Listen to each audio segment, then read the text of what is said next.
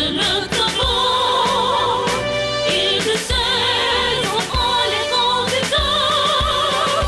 Togolais fait monter de partout des clameurs à la gloire de notre tambour. Et célébrer sa beauté.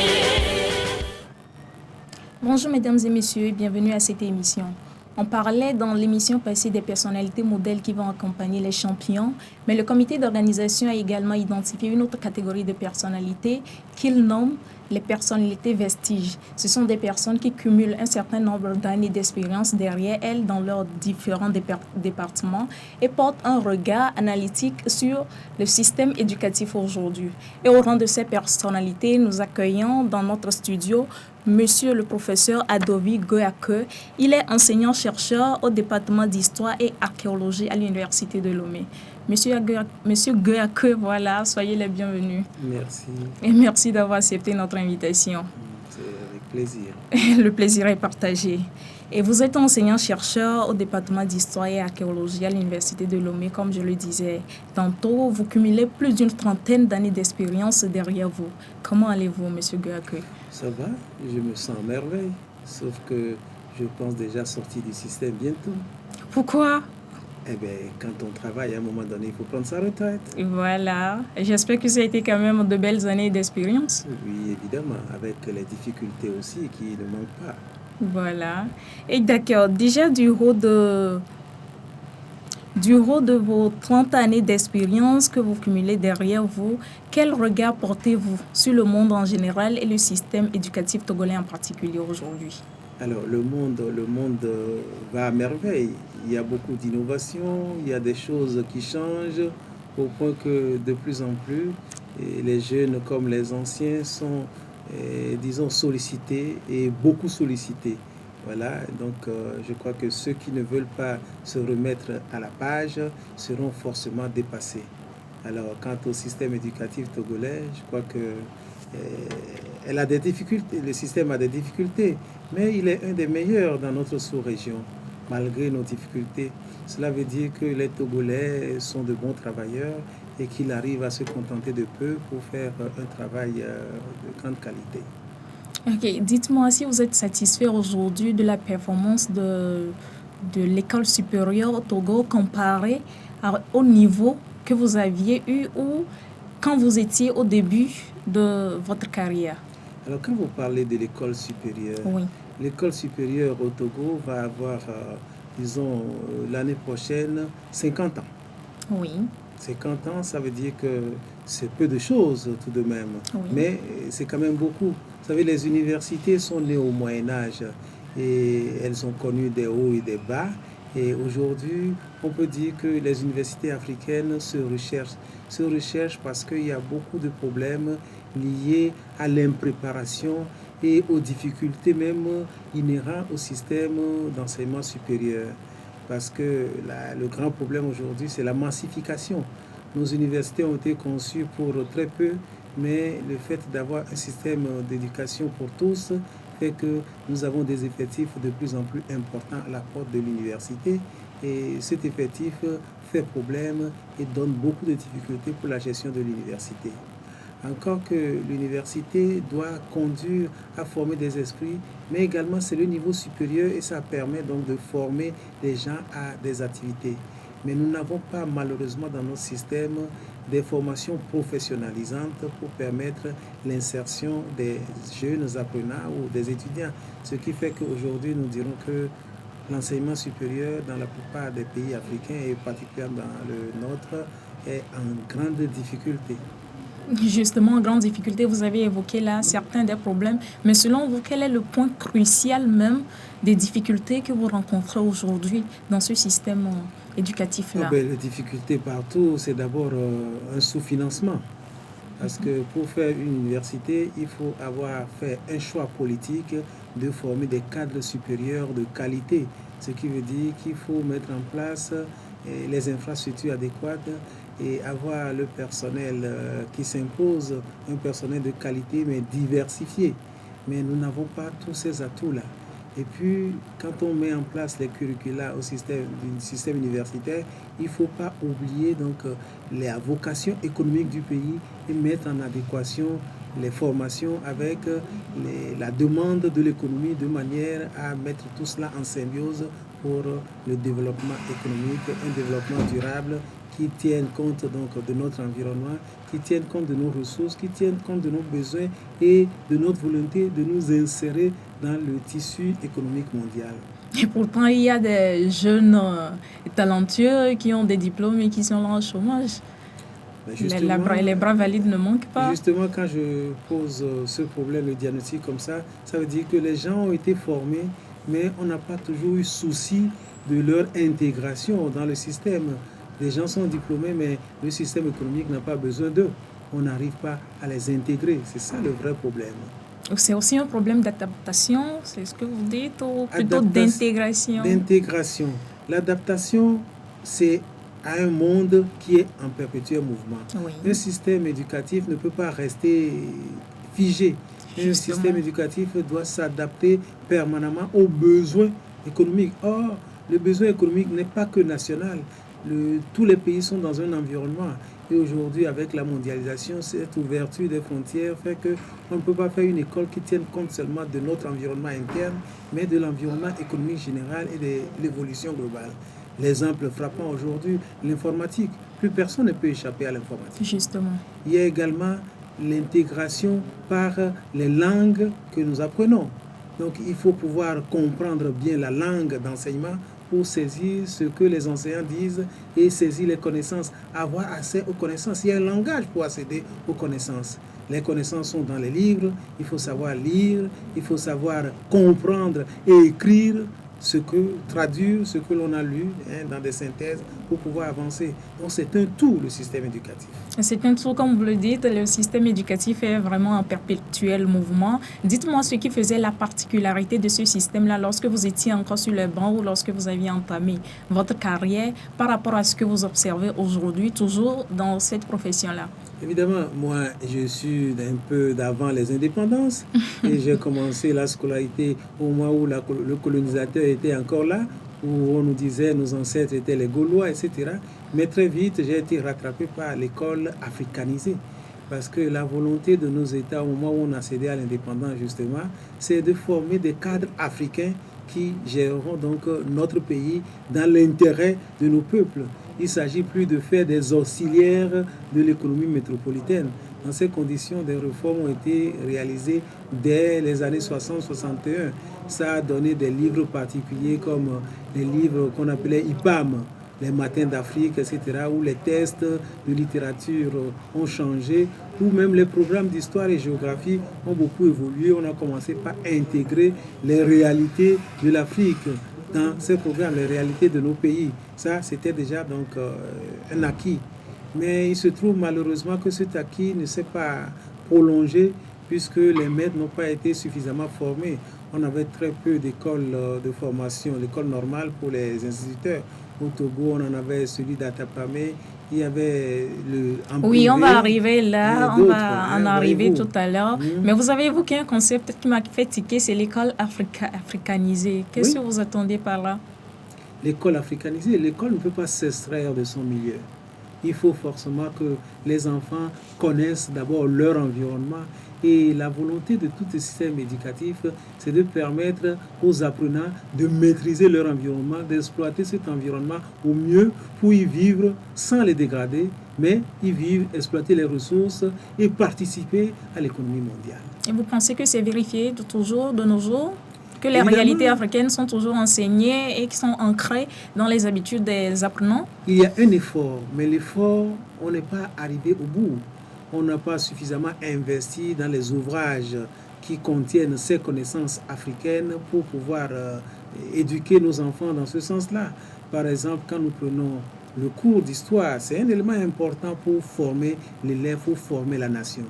Mais il se trouve qu'il y a une bonne part de choses portant sur les autres pays, sur l'Europe, sur l'Amérique, moins sur notre pays parce que nos enfants ne connaissent pas le pays.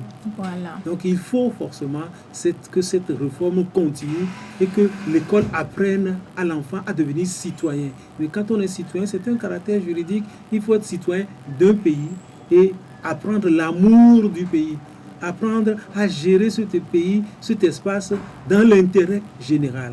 Parce que finalement, quand on est dans une nation, c'est le vivre ensemble qui compte. Or, c'est l'école qui est un des éléments qui contribuent à faire ce vivre ensemble. Et ce vivre ensemble, justement, on va faire un peu d'histoire, puisque votre domaine s'y prête bien. Vous pouvez nous rappeler un peu les grands noms qui ont fait les beaux jours du système éducatif au Togo? Oh, les noms, il y en a beaucoup. Si vous voulez, d'abord, à l'époque coloniale, un des noms importants, c'est l'inspecteur Imbert, c'est le Davesne. Davesne qui a fait donc cet ouvrage de lecture Mamadou Bineta que beaucoup de générations ont lu. Il y a pour les catholiques F. Macaire. Donc ça, c'était la période coloniale. Mais très vite, il y a des instituteurs togolais qui ont surtout marqué. Il y a par exemple Maître David, qui a été un grand syndicaliste. Il y a également, et peu après, donc d'autres comme l'inspecteur Agbetiafa, qui a été un homme important et c'était pratiquement l'homme de la réforme, la grande réforme de 1975. Et cette réforme aussi, il faut le dire en passant, on va en parler tout à l'heure. Justement. Voilà. Donc il y a eu beaucoup d'instituteurs.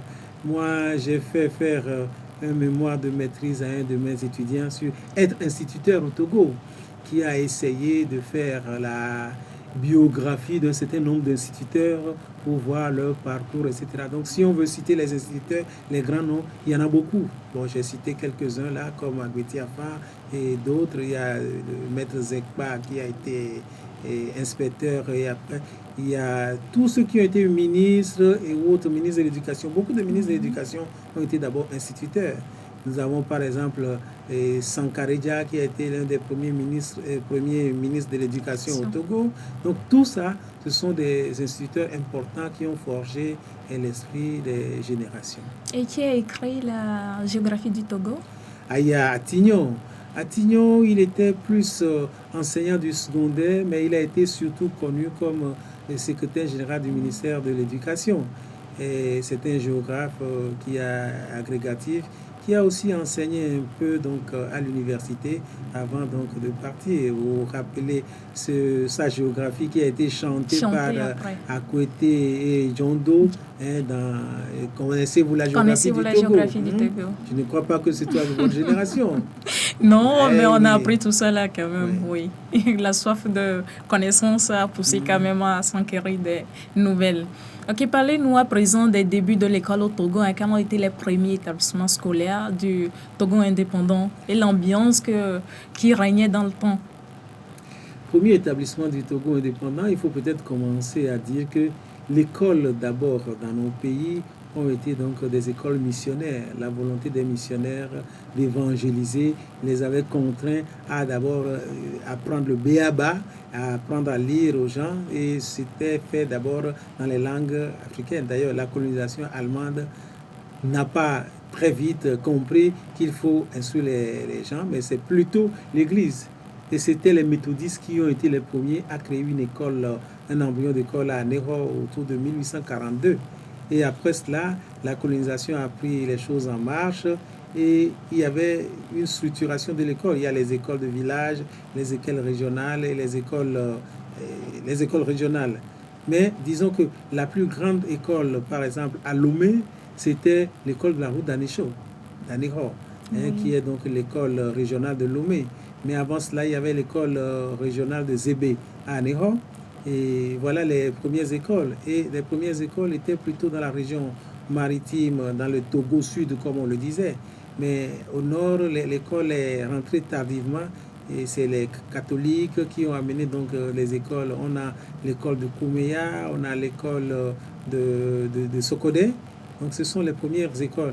Mais à l'indépendance, évidemment, le Togo, où les autorités ont décidé de multiplier les écoles, de les mettre partout. Et disons qu'à partir de là, toutes les agglomérations d'une quelque importance ont connu leurs écoles. Il y avait le public, à côté il y a l'école catholique, l'école évangélique. Et aujourd'hui, de plus en plus, il y a également des écoles coraniques. Oui, est-ce que vous avez souvenir encore à cette époque de ce qu'était l'apprentissage des langues? L'apprentissage des langues. Évidemment, vous connaissez le système de signal. C'est-à-dire que Oui. pour le colonisateur, un des éléments importants, c'est donner tous les rudiments de la langue pour que les sujets puissent apprendre à comprendre et à parler la langue pour que le dialogue se fasse entre le colonisateur et le sujet. Donc, l'apprentissage de langue avait une certaine importance et les maîtres exigeaient que tous les enfants parlent français. Et il y a cette chanson qui, si tu parles le mina, je te donne le signal. Ça veut dire que dans les écoles, il est exigé évidemment que les enfants parlent français et un français correct. C'est d'ailleurs ce pourquoi les épreuves de dictée étaient des épreuves redoutées. Alors, si vous faites des fautes, autant de fautes, autant de coups sur les ongles ou dans la main. Ah bon? Les gens se demandent certainement, enfin nous sommes jeunes, c'est vrai, on en a entendu parler, mais vous pouvez encore nous rafraîchir la mémoire en nous décryptant en fait, ou en nous disant plus finement ce qu'était le signal en question. C'était quoi? Le signal, c'était un certain nombre d'objets hétéroclites que l'on enfile et celui qui parle la langue vernaculaire, on lui met au cou pour signifier que, bon, il a commis une faute, il a parlé la langue vernaculaire à la cour de récréation, etc. C'était ça. Et quand vous portez, ça veut dire que vous êtes pratiquement la risée de tous vos camarades qui vous disent, ah, il a porté le signal. Et vous aussi, vous regardez celui qui va être en faute et vous lui remettez. Et là, ça fait une certaine émulation pour que les gens parlent français. Évidemment, c'était une forme d'abrutissement quand même, il faut le reconnaître. Ah bon, vous trouvez? Oui, parce que parfois, on parlait français et on oublie notre langue. Mais on ne peut mieux réfléchir que dans sa langue. Bien sûr que oui. Donc, c'est vrai, il faut parler français pour s'intégrer à la communauté internationale. Il faut parler anglais pour s'intégrer. D'ailleurs, de plus en plus, le français est moins parlé. C'est l'anglais qui est devenu la langue du monde. Mais il est quand même important de bien s'exprimer dans la langue de travail choisie par notre pays, qui est le français. Sinon, on ne peut pas s'intégrer réellement donc, dans l'économie mondiale. On parlait également à l'époque du train de 10 heures, c'est ça? Oui, de 8 heures plutôt. 8 heures. Oui. Parce que aller au CEPE à l'époque, c'était d'abord la dictée question qui était éliminatoire. Donc tous ceux qui ont fait un certain nombre de fautes et qui n'ont pas la moyenne en dictée question, donc déjà sont éliminés de l'épreuve de certificat de fin d'études primaires. C'était ça, le train de 8 heures, de 10 heures, comme on le dit. Donc après cette épreuve, on fait une correction rapide et ceux qui n'ont pas les moyennes, bon, ne peuvent plus continuer. Mais après, on s'est rendu compte que ce n'est pas une bonne chose et on a supprimé donc cette élimination. C'est vrai qu'à ces examens, il y avait des notes éliminatoires. Si vous avez 0 en orthographe, ça veut dire que vous êtes éliminé d'office. Donc, vous voulez dire le CEP, dans le temps, je crois, c'est le CEP d'aujourd'hui, oui, nécessitait un concours d'entrée, c'est ça? Non, c'est-à-dire que la première épreuve, c'est l'épreuve des dictées questions. Oui. Donc, des dictées. Donc, immédiatement, il y a une première sélection. Ceux qui n'ont pas la moyenne, donc c'est eux qui prennent le train de 8 heures. Donc, vous n'avez pas votre moyenne, ça veut dire que vous n'êtes pas bon pour les autres épreuves, vous êtes éliminé à ce niveau. Ah, d'accord. Oui, on continue toujours par faire de l'histoire et on va parler des réformes de 1975. Dans quelles circonstances est-elle intervenue cette réforme-là? Évidemment, tout ce que nous sommes en train de dire là a conduit à une sélection très rigoureuse au point que ceux qui peuvent être promus par le système scolaire étaient peu nombreux. Et on a constaté que l'investissement nécessité par l'institution scolaire est beaucoup. Et si on doit avoir un rendement faible, alors ça pose problème. Et c'est ça qui a conduit à cette réforme pour que l'école soit ouverte à tous, pour permettre d'amener une cohorte plus importante des enfants donc d'une génération vers le CEPE et pourquoi pas au-delà, puisque constitutionnellement, il est demandé que tous les enfants puissent aller à l'école au moins jusqu'à 14 ans. Et à partir de là, donc, la réforme avait pour objectif de poursuivre cette africanisation commencée en 61, mais qui a connu un certain bémol à cause des autres problèmes économiques. Et on s'est rendu compte qu'il faut poursuivre cette africanisation. Il faut une méthode de lecture plus adaptée. Et la méthode de lecture qu'il y avait donc avant, c'était la syllabation. Donc, ba, a, ba, bo, e, b, etc.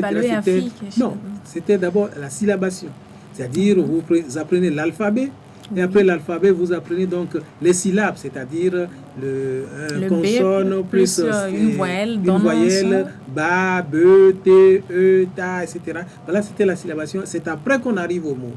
Mais la nouvelle méthode, la méthode de la matière qui a été prônée par la réforme de 1975, c'est la lecture globale. Vous partez des mots pour arriver aux alphabets.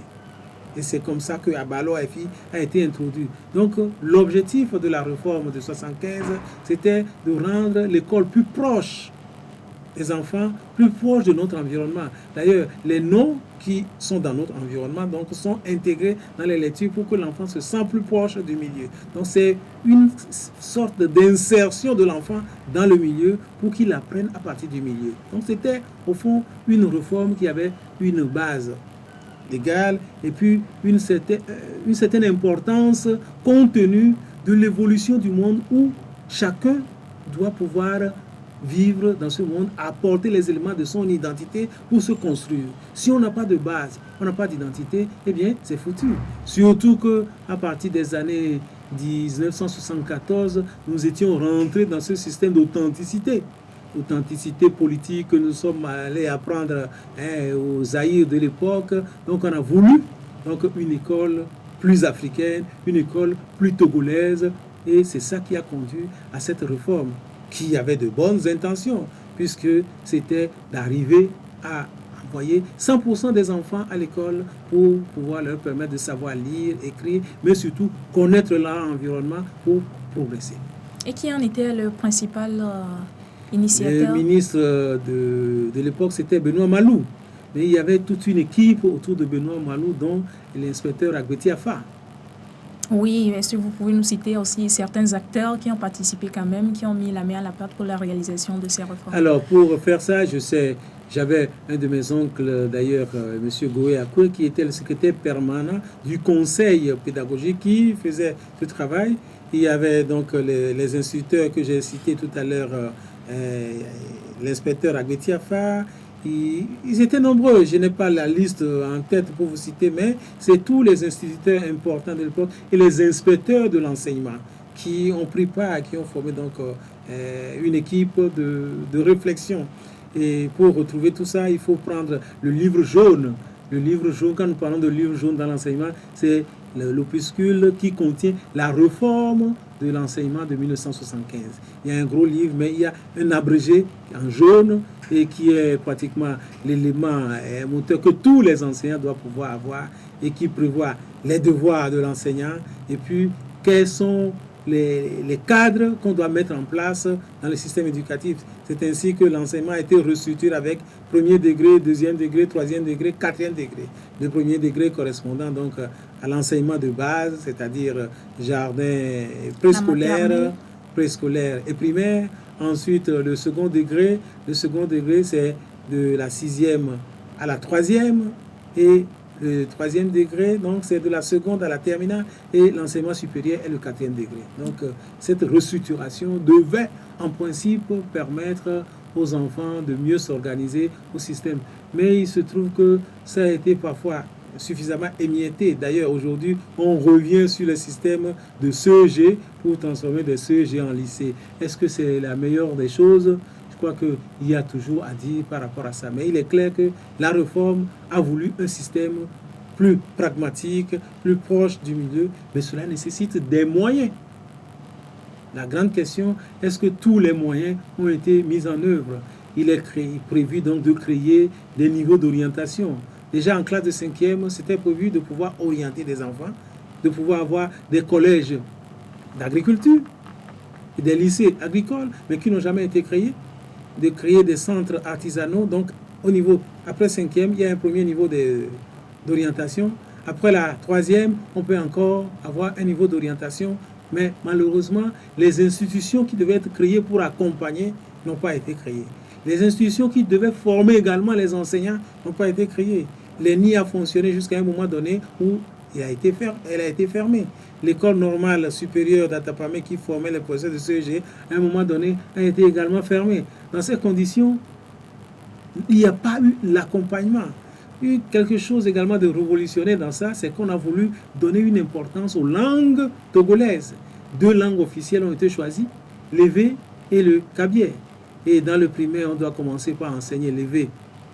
Dans le sud et au nord, commencer par enseigner le kabyé. Et à partir donc du secondaire, on ajoute l'évé au nord, le kabyé au sud, de manière à ce qu'à la fin du collège, tout Togolais doit pouvoir s'exprimer dans les langues, ce qui doit contribuer à faire l'unité nationale. Mais malheureusement, on n'a pas formé les professeurs. Il y a une première génération de professeurs de France, d'EV et de kabyé qui ont été formés, mais c'était fini. Donc on n'en a plus formé. Et là, tout cela constitue donc des grincements dans le rouage du système éducatif. Donc, bon système, belle réforme, mais les moyens n'ont pas suivi et malheureusement, la réforme a donné ce que nous savons aujourd'hui. Voilà. Donc, une régression du système éducatif. Régression du système éducatif. Parlant toujours de réforme, on a sorti une nouvelle collection qui s'appelle Flamboyant au niveau de l'école primaire. Quel regard ou quelle comparaison faites-vous entre cette collection et celle qui avait existé lorsque vous étiez encore sur les bancs ou lorsque vous avez commencé par enseigner? Moi, je n'ai pas utilisé Flamboyant. Moi, j'ai commencé l'enseignement au niveau secondaire en 1976. Donc là, on n'avait pas utilisé Flamboyant. Et le Flamboyant, c'est plus une collection de la réforme ivoirienne. Ah bon? Ce sont les Ivoiriens qui ont fait le Flamboyant.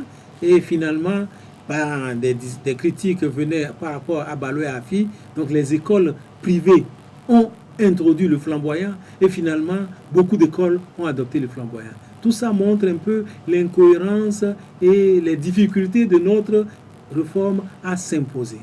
Donc le Flamboyant est d'abord utilisé par l'université. Et puis il y a eu un problème important, et ça c'est plus général, le financement des ouvrages scolaires. Est-ce que les enfants ont tous accès aux ouvrages scolaires? La politique, c'était de réduire le coût des ouvrages scolaires, et la DIFOP a été mise à contribution. On a créé donc dans le cadre de cette réforme, une imprimerie importante à la DIFOP, qui est devenue aujourd'hui un centre de formation pédagogique à l'intérieur de l'université. Mais cette imprimerie est restée pratiquement inutilisée. Il y a tout un système où on commandait les ouvrages plutôt chez Atier parce que certains devaient avoir des redevances et autres. Et tout ça a fait que les ouvrages les prix n'ont pas vraiment baissé et l'accès aux ouvrages n'a pas été facile à tout le monde. Donc, au niveau de cette politique, il était question de financer la littérature générale par les gains au niveau des ouvrages scolaires, mais ça a été un échec. Donc, les nouvelles éditions africaines qui ont été créées également n'ont pas marché. Donc, il y a un problème réel du livre qui existe et continue d'ailleurs au Togo aujourd'hui. Nous n'avons pas d'imprimerie pour éditer ces ouvrages et permettre un accès facile. Parce que l'éducation se fait, certes, par l'enseignant, mais l'enfant a besoin de livres, de manipuler les livres. Pour répondre aujourd'hui, il y a l'aide de la Banque mondiale avec le projet PERI. Mais le projet PERI, c'est pour les enfants des écoles publiques. Mais de plus en plus, les enfants sont dans les écoles privées laïques. Alors, quand eux vont avoir accès, ce sont des citoyens, donc au même titre que ceux qui sont là. C'est faute de trouver de place, la qualité dans le public qui vont dans les privés. Donc, il y a lieu forcément que ce projet s'étende pour que tous les enfants citoyens au même titre puissent avoir accès équitablement aux moyens pour être éduqués. Et c'est une bonne remarque que vous êtes en train de faire là, mais n'oublions pas aussi que nous nous adaptons peut-être à notre temps, puisque dans le temps, c'est le livre qui faisait l'affaire, les gens étaient intéressés par la lecture et lisaient bien. Aujourd'hui, nous avons les NTIC, les nouveaux moyens de communication, l'informatique qui est là. Est-ce qu'on n'est pas plutôt poussé vers ça que la lecture des livres? Attention, les NTIC n'excluent pas l'usage des livres. Le livre est important pour que l'enfant regarde à la fois l'orthographe, pour que l'enfant ait un matériel à utiliser parce que ça contribue à structurer le mental de l'enfant. On ne peut pas dire qu'il y a un tic et forcément donc, mettre un trait sur les ouvrages. La lecture s'apprend à travers donc, les ouvrages. Donc, même dans les pays développés, je ne crois pas que les NTIC puissent remplacer totalement les ouvrages. C'est vrai que la technologie avec les e-books aujourd'hui donc, fait qu'on vend de moins en moins de livres, mais l'ouvrage demeure un instrument important pour l'apprentissage. Parce qu'une fois qu'on lit, on apprend à écrire également. Puisque je crois que l'objectif de cet exercice sur les champions, c'est de permettre aux enfants de lire, de voir l'autographe et de s'appliquer pour reconnaître.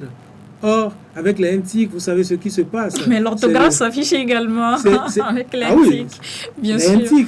Mais la volonté d'aller vite nous a conduit au SMS. Un langage détourné qui fait que on ne s'applique plus par rapport à l'orthographe. Donc la conjonction, donc on écrit donc que, et comme alors il y a tellement de choses qui ont évolué avec l'informatique et les systèmes de communication nouvelles, les nouveaux systèmes que nous avons, au point que on ne peut pas forcément dire que les NTIC doivent remplacer la lecture livresque. Et dites-moi, combien de langues parlez-vous? Alors, combien de langues moi je parle? Oui. Évidemment, il est imposé chez nous, donc au-delà donc du français, qu'on puisse parler l'anglais.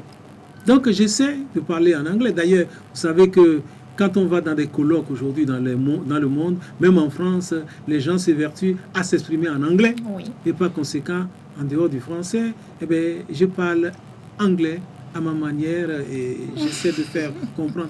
Et ça aussi, c'est un peu la faute à notre système éducatif qui fait qu'on n'insiste pas suffisamment sur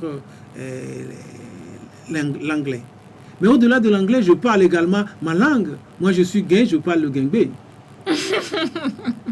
Je peux, si vous voulez me mettre au défi pendant une demi-heure, je peux parler guingbé sans utiliser un mot français. Et ce qui est difficile également aujourd'hui pour nos concitoyens.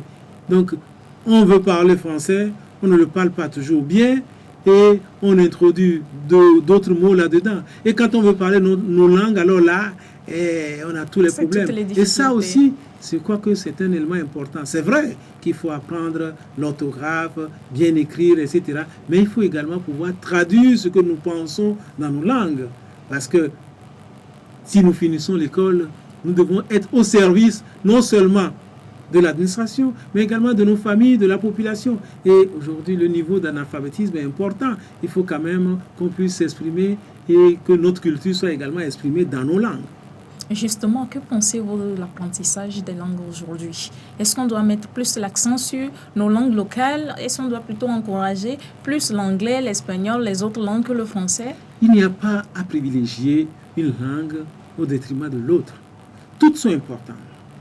Aujourd'hui, la réforme a voulu que déjà au niveau préscolaire, qu'on puisse travailler avec les enfants dans les langues de nos milieux. Et quand l'enfant commence le primaire, c'est vrai, les enfants ont la facilité d'apprentissage de langue. Oui. Donc, ils doivent pouvoir apprendre le français. On doit pouvoir même introduire l'anglais. À un moment donné, il était question d'introduire l'anglais. Certaines écoles privées introduisent ça déjà. Parce que les enfants, très vite, quand vous voyez dans les couples ou mixtes, où l'enfant comprend à la fois la langue de son père, la langue de sa mère et la langue de la ville où il se trouve. Donc, ça veut dire que les enfants peuvent acquérir beaucoup de langues. Mais nous n'avons pas un système qui nous permet de multiplier cette capacité. Plus vous connaissez de langues, plus vous pouvez entrer dans le monde et profiter du monde. Donc je pense pour moi qu'il y a lieu d'introduire si possible l'anglais dès l'école primaire. D'ailleurs, le pays qui nous ressemble plus, c'est le Cameroun, avec la même histoire. Mais au Cameroun, ils sont bilingues. Ils apprennent très tôt et le français et l'anglais. Et en plus de ça, ils ont leur langue africaine qu'ils connaissent et par conséquent, c'est un avantage pour eux. Je pense que nous devons pouvoir faire autant. Et d'aucuns banalisent l'apprentissage des langues au profit des sciences. Êtes-vous de leur avis? Oh là, c'est une grosse erreur, parce que même la science doit pouvoir être traduite dans un langage clair. Si vous avez fait la science, vous êtes ingénieur, vous avez fait une découverte, si vous ne maîtrisez pas la langue, vous ne pouvez pas exprimer autre chose. D'ailleurs, à l'université aujourd'hui, nous disons dans le cadre de LMD qu'il faut au moins 2 niveaux de perfectionnement de la langue à l'université. Il y a un premier niveau qui est donc écouter et comprendre. Et puis un deuxième niveau, lire et écrire. C'est obligatoire pour tous les étudiants. Alors, qu'est-ce que nous voulons dire par là? Écouter et comprendre. Nous sommes dans un environnement où beaucoup de jeunes aujourd'hui, quand ils écoutent la télévision, ils écoutent les débats, ils ne comprennent pas. Oui. Ils voient les images. Vous avez dit, je vous ai vu à la télé, mais qu'est-ce que je dis? Ils ne sont pas capables de vous le dire. Donc, il faut pouvoir écouter, comprendre ce que l'interlocuteur dit. Et ceci est valable pour connaître, pour comprendre l'environnement, suivre ce qui se passe dans le monde. Et quand on comprend maintenant, il faut pouvoir lire, transcrire, parce que la compréhension de ce qu'on a écouté, on peut également le retrouver dans des ouvrages, dans la presse écrite et autres. Donc, il faut comprendre, lire et comprendre. Et quand vous avez fini donc d'écouter et de comprendre, il faut maintenant lire et écrire.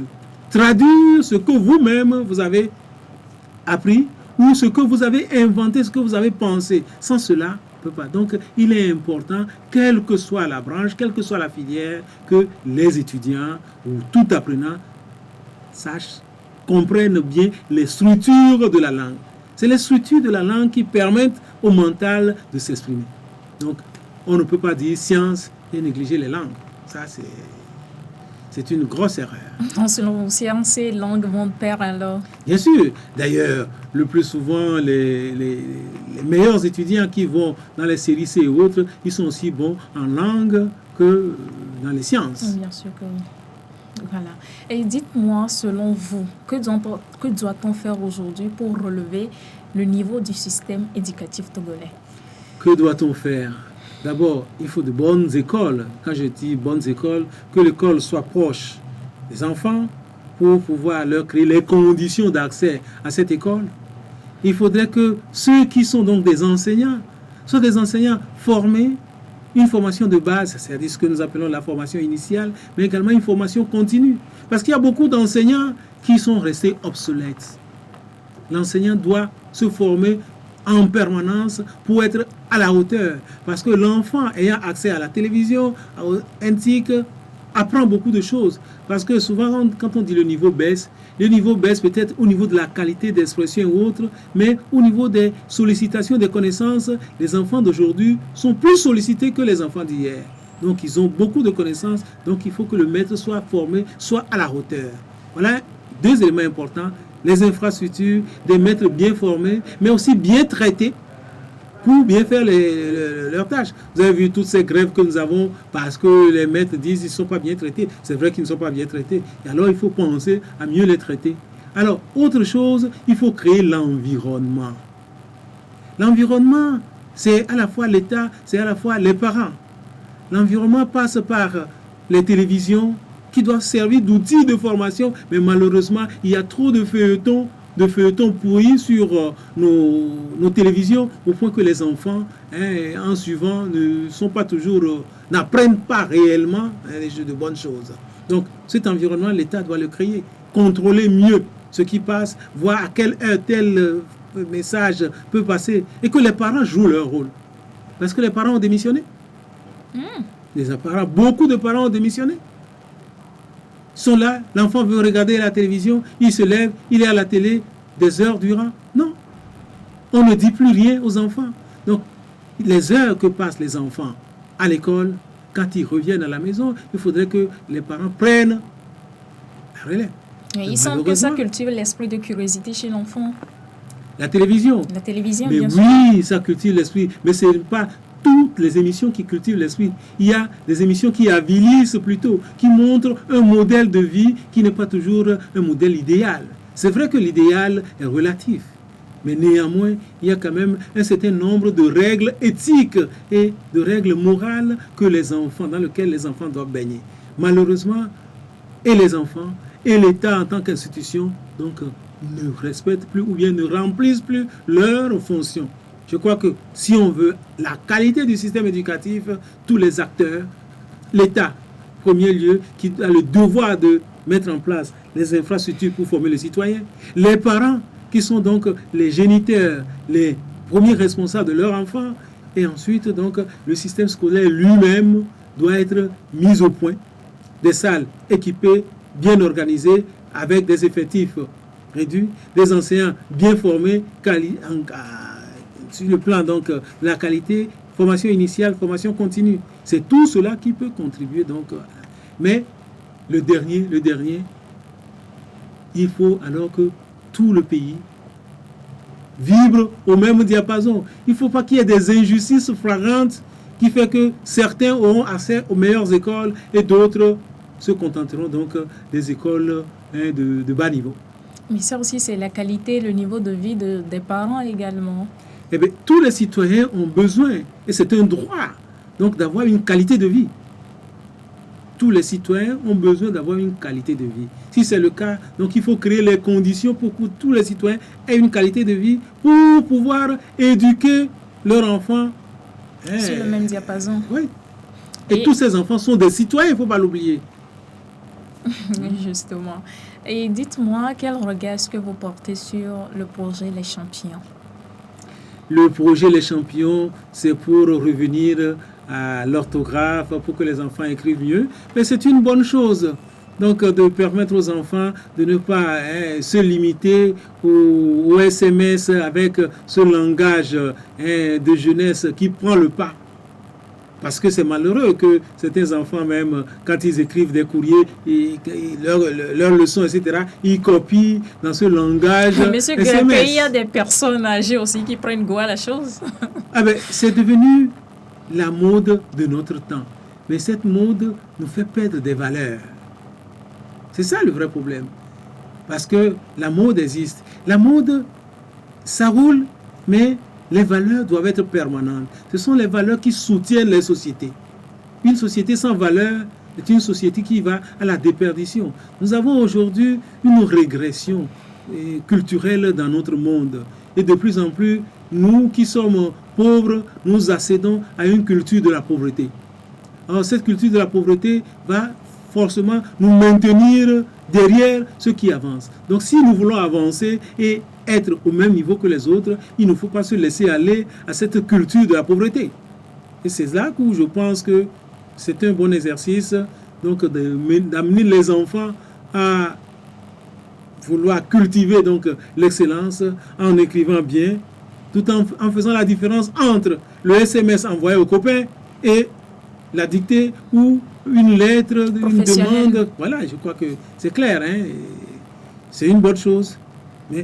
Mais je tiens également à ce qu'on puisse... On peut écrire également bien dans nos langues africaines. L'orthographe peut aussi. J'aimerais bien qu'après cet exercice donc, de champion, qu'on puisse faire la même chose pour des adultes sur nos langues africaines. Le comité d'organisation en a parlé la fois passée. Et comme je ça, pense qu'il on réfléchit verra là-dessus. si nous pouvons... Parce que, vous voyez, quand vous sortez, les panneaux de signalisation qui disent « voilà telle rue, voilà ceci », on ne l'écrit que dans la langue de l'autre. Si on peut l'écrire dans nos langues, ce serait une avancée pour nous. On perdra moins de temps à chercher ceci ou cela. Donc il est important que les champions comprennent la langue de l'autre, écrivent bien français ou anglais, mais qu'ils écrivent également bien notre langue, qu'ils puissent bien parler également notre langue pour que cet environnement mondial dans lequel nous sommes ne nous phagocyte pas. Oui, d'accord. Et quel doit être, selon vous, l'accompagnement de l'État, des partenaires, des sponsors ou qui que ce soit impliqué dans ce projet-là? Quel accompagnement doit-on apporter au comité d'organisation? Je crois que l'accompagnement passe par le sponsoring des prix que l'on donne. D'ailleurs, vous savez que de plus en plus, les distributions de prix dans les établissements scolaires reviennent. Une forme d'accompagnement, c'est que l'on puisse donner des prix, par exemple, aux enfants méritants qui feront de bonnes dictées, etc. C'est déjà un élément important. Mais c'est également la possibilité d'organiser des spectacles réellement de qualité. Parce que nous n'avons plus de spectacles de qualité dans nos pays. C'est vrai que l'apprentissage se fait à l'école, mais l'apprentissage peut se faire également en dehors de l'école, à travers des spectacles où l'enfant, il y a moins de théâtre. Les troupes de théâtre des écoles n'existent plus. Avant, chaque lycée et collège avait sa troupe de théâtre et peu avant les vacances, ils vont jouer ici et là. Et quand on dit semaine culturelle, ce n'est pas des semaines acculturelles, mais c'est des véritables semaines culturelles. Mais aujourd'hui, quand on dit semaine culturelle, c'est la musique, c'est la danse, c'est les pique-niques. On oublie que la culture, c'est avant tout donc, tous les éléments valorisants de notre société qu'il faut mettre en exergue. Ok, nous tendons presque à la fin de cette émission. Guakwe, si vous avez, Monsieur Guakwe, si vous avez des conseils à l'endroit de chacun des partenaires ou de ceux qui vont prendre part au concours, que leur direz-vous? Alors, pour les enfants, je dirais, eh bien, il faut maintenant faire la distinction entre le SMS et les leçons que l'on copie. C'est déjà important. C'est leur temps. Il y a le SMS, d'accord, mais le SMS, ce n'est pas l'élément fondamental d'un homme cultivé. Ça, c'est la première des choses. Mais aux parents, les parents doivent avoir une certaine responsabilité. Les parents ne contrôlent plus le cahier de leurs enfants. Un parent qui veut jouer son rôle, chaque soir, il doit revenir tôt, demander aux enfants qu'est-ce que vous avez fait, regardez dans le cahier, et c'est l'occasion où on corrige les fautes, on demande à l'enfant de reprendre, de corriger les fautes qui se trouvent dans son cahier. À partir de là, il apprend à mieux orthographier, à connaître les mots. Il y a également la possibilité de copie. Pour les tout petits, CE, CE2, en dehors donc des leçons qui sont apprises, il faut pouvoir leur donner des copies. La copie permet à l'enfant de visualiser les mots, de mettre ça en mémoire, mais également de les comprendre.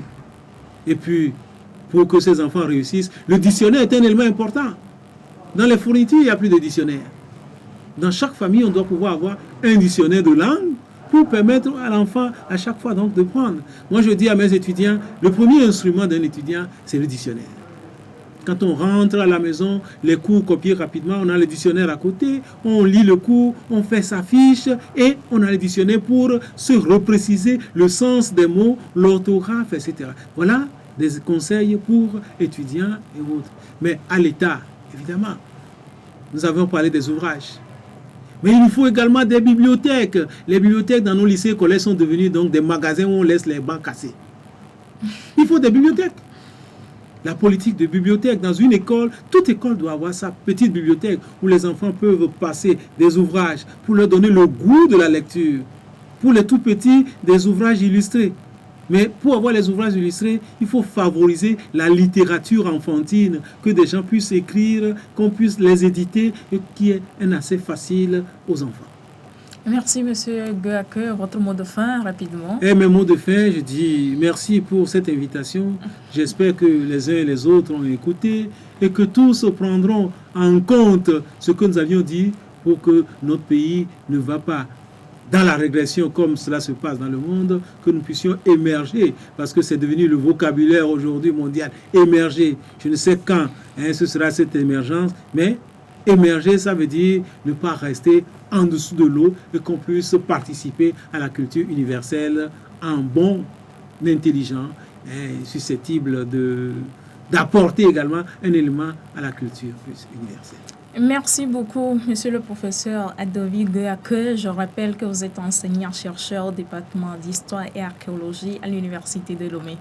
Merci à vous, chers téléspectateurs, d'être restés les nôtres. Merci de nous avoir suivis. Restez toujours en compagnie de notre programme. Au revoir. Éternel, bénisse le